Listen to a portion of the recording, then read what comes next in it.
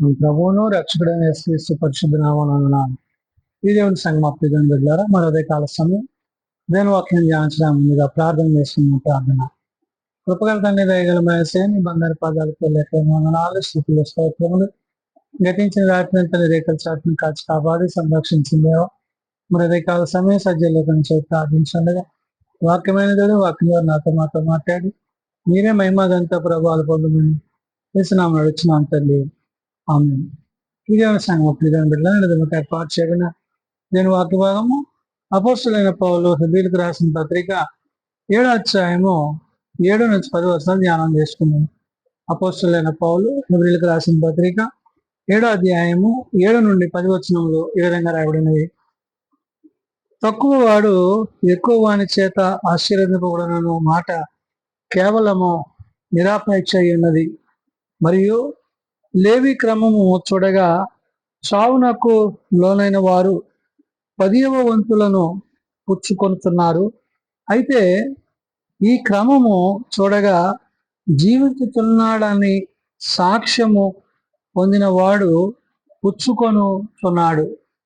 అంతేకాక ఒక విధముగా చెప్పిన యెడల 10వ వంతులను పుచ్చుకొను లేవియు అబ్రహాము ద్వారా దశమాంశములను ఇచ్చెను. ఎలాగనగా మెల్కీసెదెకు అతని పితరుని కలిసికొనినప్పుడు లేవి తన పితరుని గర్భములో ఉండెను. ఈ దేవుని సంగమా ప్రియదేవుని బిడ్డలారా, దేవుని యొక్క పనిలో, దేవుని యొక్క పరిచర్యలో వారి యొక్క ప్రాధాన్యతను, దేవుడు ఇచ్చిన దానిని తిరిగి దేవునికి ఇచ్చే విషయంలో ఇక్కడ లేవి వంశస్థుల యొక్క పనిని, వారి యొక్క విధి విధానాలను పౌలు హెబ్రీ సంఘానికి, నేడు సార్వత్రిక సంఘానికి చెప్తున్నాడు. అంటే ఏదైతే దేవుడు వారికి ఇచ్చాడో ఆ అనుగ్రహింపబడిన దానిని, పొందిన దానిని తిరిగి దేవునికి ఇచ్చే విషయంలో వారు దేవుని యొక్క చిత్తాన్ని, అనగా మోషే ధర్మశాస్త్రాన్ని బట్టి ఇక్కడ ఏదైతే దేవుడు మనకు అనుగ్రహించిన విధానం ఏదైతే ఉందో ఆ 10వ వంతు భాగాన్ని గురించి ఇక్కడ మాట్లాడుతున్నాడు. తక్కువ వాడు ఎక్కువ వాని చేత ఆశీర్వదింపబడును మాట కేవలము నిరాపేక్ష ఉన్నది అంటే. అంటే తక్కువ వాడు అంటే తనకున్న దారిద్ర్యతలో, తనకున్న లేమిలో మరి తాను ఏ విధంగా మరి దాన్ని బట్టి ఆశీర్వదింపబడతాడు, ఈ విషయాన్ని ఇక్కడ పౌలు ప్రస్తావిస్తున్నాడు.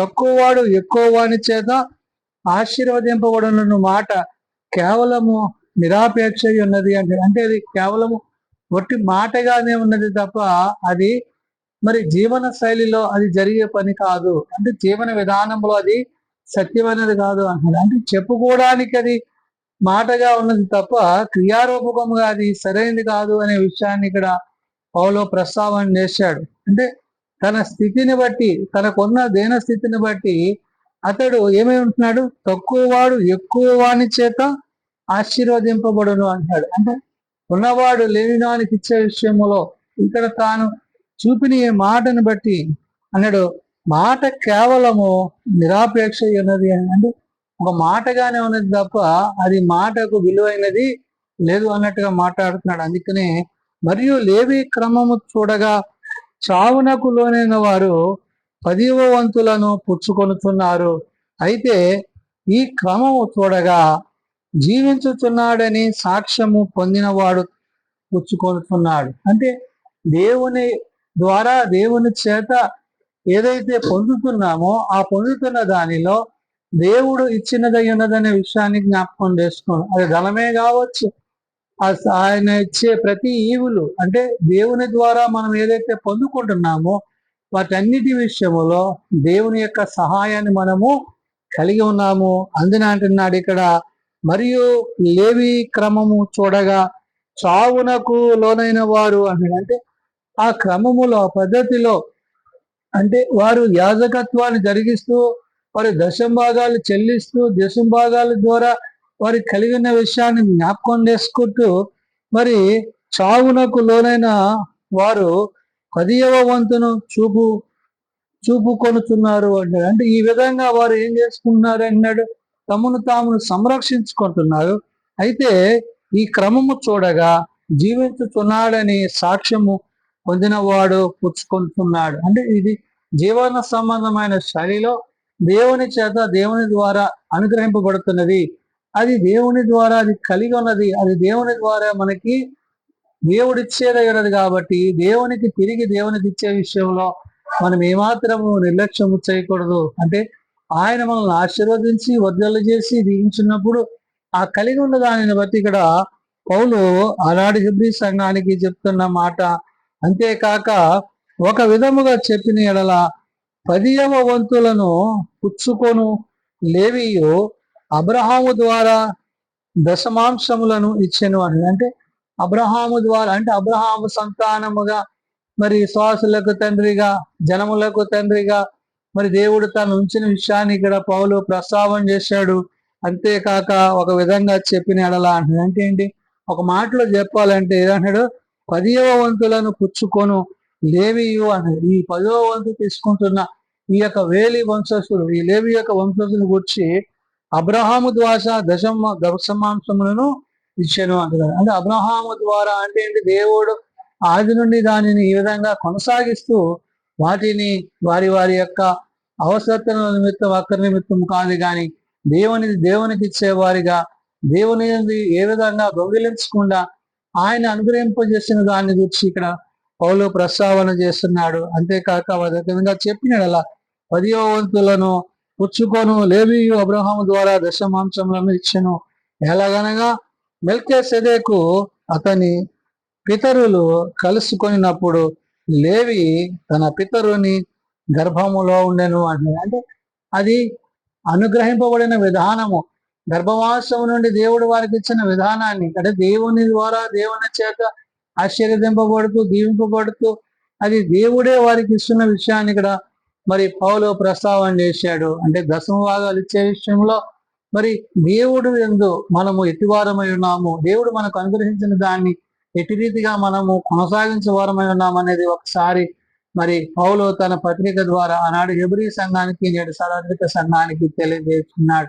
మన సమయాన్ని, మనకు దేవుడిచ్చిన సమస్తమైన ఈవులలో కూడా దేవునికంటూ ఒక ప్రత్యేకతను మనం కలిగి ఉన్నప్పుడు, ఆ ప్రత్యేకతలో ముందుకి మనం వెళ్తున్నప్పుడు ఏదైతే ఇక్కడ నీతిరాజుగా ప్రభు ఉన్నాడో ఆ నీతిరాజుగా ఉన్న ప్రభువుని గురించి ఇక్కడ మెల్కీసెదెకు యొక్క క్రమాన్ని గురించి చెప్తున్నాడు.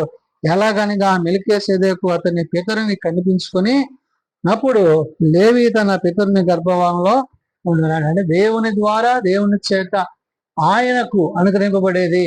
అంటే ఎవరైతే ప్రభువునద్దో, ప్రభు మాటనద్ద విశ్వాసం కలిగి, ఆత్మ కలిగి, జీవము కలిగి ఉంటారో అటు వారు వాటిని పొందుకొని వారే ఉన్నారు. కాబట్టి ఈ పొందుకునే విషయంలో ఏమాత్రము నిర్లక్ష్యము లేక క్రీస్తు యొక్క ప్రేమలో, క్రీస్తు యొక్క రాజ్య వార్తలో నీతిరాజుగా వచ్చిన ఆయనను బట్టి, ఆ యొక్క మెల్కీసెదెకు క్రమమును బట్టి అబ్రహాము తరువాత అనే మాటని ఇక్కడ ప్రస్తావన చేశాడు. అందుకనే అంటున్నాడు, అబ్రహామును గురించి అక్కడ మాట్లాడాడు. అందుకని అంటున్నాడు 10వ వంతు పుచ్చుకొనుతున్నాడు. అయితే ఈ క్రమం చూడగా జీవించిన సాక్ష్యం పొందుతున్నాము.